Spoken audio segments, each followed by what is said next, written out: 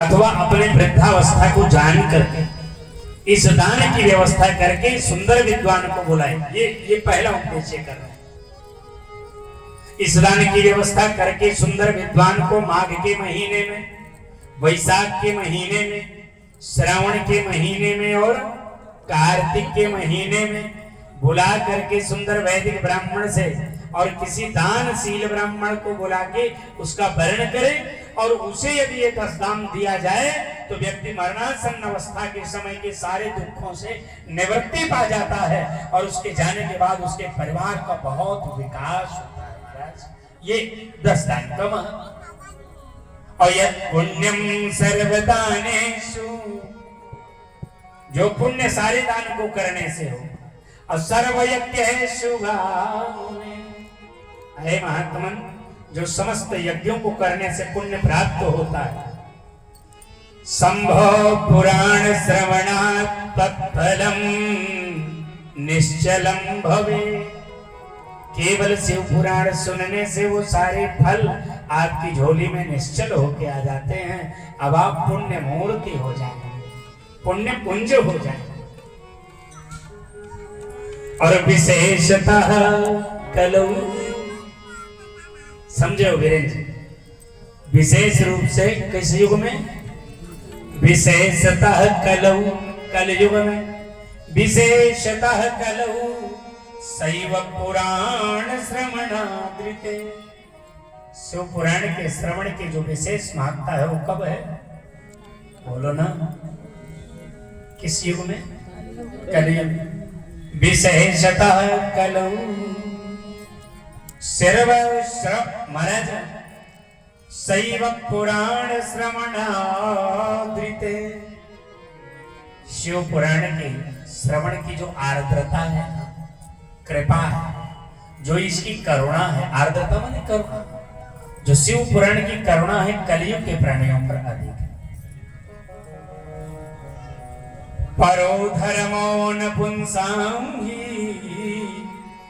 मुक्ति साधन कर्मनो, मन में और किसी धर्म की उसको अब जरूरत नहीं है, जिसने शिव पुराण सुना,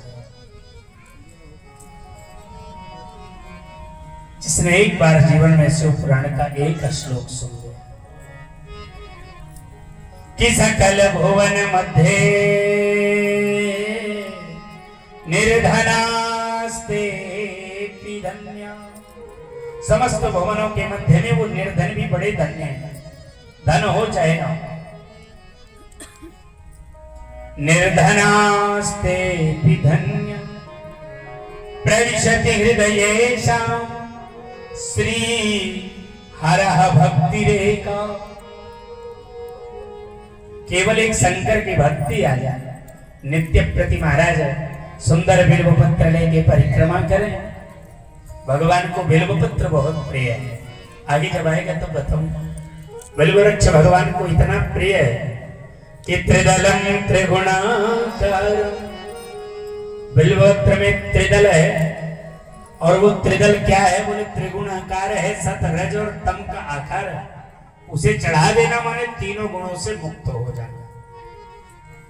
तीनों गुण जो हमारे हृदय में अहंकार के रूप में, कभी कभी भक्ति का भी अहंकार हो जाता है, कभी कभी ज्ञान का भी अहंकार हो जाता है, कभी कभी अपने रज माने वैभव का अहंकार हो जाता है, कभी कभी अपने बल का तमोगुण का अहंकार हो जाता है। तो त्रिदलम त्रिगुणाकार त्रिनेत्रं च त्रयायुधम, ये त्रय आयुध है भगवान के। और त्रिजन्म पाप संहार, 3 जन्मों का पाप। शंकर जी तो है ना आप सबके यहाँ, उनको बेलपत्र चढ़ाते हैं रोजाना। कहीं से भी बेलपत्र देखे रहिए, सुबह उठिए पहले जाइए 2 पाती तोड़ ले आइए, ना मिले तो उनके पाल जी के ग्राउंड में है ले जाए। हाँ सामने, सबसे सामने पाले जी का तो है, तो उनके ग्राउंड में बड़ा सा है, मैंने अभी ताड़ लिया, फिर वगैरह को बता दिया कि यहीं से झटक के ले जाना, पाल जी होके तो चुप्पे डार नवाएंगे। त्रिदलम त्रिगुणाकारम त्रिनेत्रं च त्रयायुधम प्रजन्म पाप संहारम बिल्वपत्रम शिवार्पणम। जिस समय बेलपत्र चढ़ाया जाता है भगवान भोलेनाथ बड़े प्रसन्न हो जाते हैं, बहुत प्रसन्न। बिल्वपत्र चढ़ाने वाले को भोलेनाथ अपना सबसे प्रिय मानते हैं। और जैसे शालिग्राम की पूजा बिना तुलसी के नहीं, वैसे भगवान शंकर की पूजा बिना बिल्वपत्र के नहीं। बोलो शंकर भगवान की, गंगेश्वर महादेव की, श्री कोटेश्वर महादेव की, श्री मनकामेश्वर महादेव की। तो महाराज बिल्वपत्र भगवान को बहुत लक्ष्म्याहस्तनत उत्पन्नम महादेवस्य च प्रियम बिल्ववृक्ष प्रयच्छामि बिल्वपत्रम शिवार्पणम। नहीं मिल रहा है बेलपत्र तो क्या करें? बेलपत्र का चूर्ण बना ले, चूर्ण ही चढ़ा दे, महीना जी महीना चढ़ाते रहे। भगवान को इतना प्रिय है कि बिल्वपत्र को उतार के धुल के दूसरे दिन पुनः चढ़ा दें, पर चढ़ावें जरूर। अब अगर सोने में सुहागा लगाए दे, सोने में सुहागा लगाए देखिए कभी कि सुने नहीं? नहीं देखे? कहते शहर वाले हैं सब जानते हैं, गांव वाले हैं, गांव के लोग हैं, है ना? वहां मैंने कहा था ना ईश्वरन जी ये गांव के लोग, और शहर वाले बताओ सोने में सुहागा नहीं देखे तो सुकीर्ति मैया से पूछ लेना, सुनेंगे वो तुरंत बताएंगे। हाँ बता दे सोने में सुहागा तो वो बताएंगे महाराज। तो जैसे सोने में सुहागा लग जाए तो स्वर्ण की कीमत पहले से 1000 गुना बढ़ जाए, उसी प्रकार बिल्वपत्र में यदि राम राम लिख करके 11 बिल्वपत्र चढ़ा दिया जाए तो कोटि यज्ञ के समान पुण्य मिलता है। सुबह उठिए, नहाइए, पहले बिना नहाए रसोई में न घुसिए, नहीं पूरा छठ पीर के दे दे बिना नहाए। हाँ, और फिर भगवान के यहाँ जाइए, पूजा ओम जय शिव ओम का, तो भगवान देखता है कि जब रसोइया है उसका पूरा तो पवित्र कह के आ गया। शाम से सो के उठी और बिना नहाए चूल्हा में घुस के भोजन बनाई, आलू बनाए, पराठा बनाई, सब्जी बनाई और चाय बनाई और सब पूरा तार भोर के। मैंने पूछा नहाए? हम आराम से नहाए थे, पूरा भंडारा फरिष्ट कर दिया।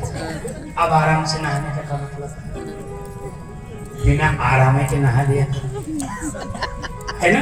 मैं बताऊं, बिना आराम के नहा लो पर भंडारे में प्रवेश कर रसोईया में, तो पहले रसोई के पैर छुओ डेहरी के, फिर चूल्याम धर्माय नमः कह के प्रणाम करो। नहीं प्रणाम चूल्याम धर्माय नमः याद रहे तो हाथ जोड़ के प्रणाम करके अंदर प्रवेश करो, अन्न देवता को प्रणाम करो, फिर उसे एक साधना मय में चाय से भोजन से शुरू करो, जहां से तुम्हारा मन। पर तुम बिना नहाए रसोईया में जा रहे हो, जा रही हो, माने अपने सारे सुकृत को छेड़ कर रहे हो, सारे पुण्य नष्ट कर रहे हो भाई। जा रहे हो ना?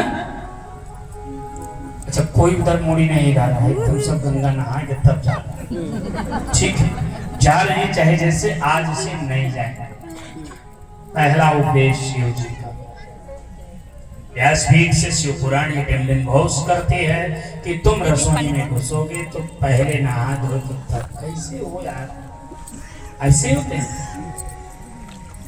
नहीं, ऐसे तो नहीं होते, बड़े भगत आदमी। पुराण बहुत सुनते हैं, शिव पुराण भी सुनते हैं, भागवत भी, राम कथा भी, टेलीविजन में भी, मोबाइल में भी, पर उसी नहाने के समय बुद्धि भरिष्ठ हो जाता है। रसोई पवित्र, पूरा जीवन पवित्र। रसोई अपवित्र, पूरा जीवन अपवित्र। आइए आगे बढ़ते हैं। इस बार महाराज इस शिव पुराण में कितने श्लोक हैं हमने बताया ना? कितने याद करो? 24,000 चतुर्विंशति सहस्रो ग्रंथो अयम सप्त संहिता, इस ग्रंथ में 7 संहिताएं हैं, 24,000 श्लोक हैं,